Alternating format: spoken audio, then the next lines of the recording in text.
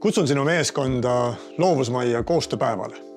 Mina olen Madis Puhm ja ma aitan luua toimivaid meeskondi. Olen loonud koostööpäeva selleks, et saaksid võtta oma meeskonnaga aja maha ja vaadata, kuidas te tegelikult toimite. No nii päriselt. Kuidas toimite siis, kui on mingid muutused või kui midagi ei lähe enam omavahel kokku? Või ka siis, kui kõik on hästi. Kus on need arengukohad? Seega koostööpäev. Aeg maha. See on võib-olla selline esimene tunne, kui te loovusmajja jõuate. Siin kõrval on rahutu Pärnu maantee. Teie aga olete siin, kus aeg seisab ja kulgeb täiesti oma soodu. Naudite meie naabrinaiste küpsetatud värskeid pirukaid. Võtate lonksu aromaatset sooja kohvi. Ja see on selline eelsoojendus päevale. Edasi liigume pehmete tugitoolidega seminariruumi. Ma alati alustan päeva sellega, et õpin selgeks osalejate nimed. See on tähtis selleks, et saaks luua kontakt iga osalejaga. Sõlmime omavahel kokkulepped, kuidas me päeval toimetame. Mis on teile tähtis?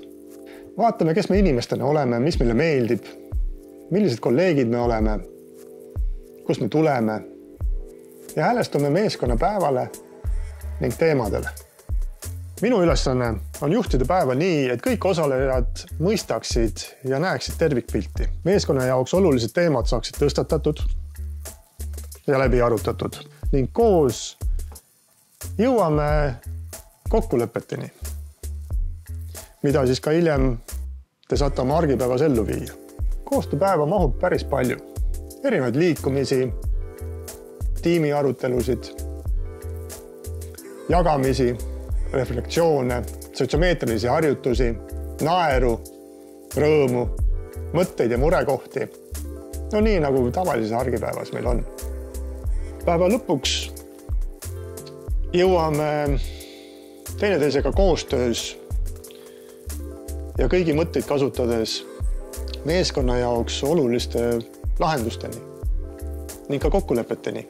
Ja ma olen päris kindel selles, et kuna te ise olete kõik selles aktiivselt kaasas olnud, siis olete valmis võtma ka vastutust, et kokkulepitud asjad oma argipäevas ellu saaksid viidud.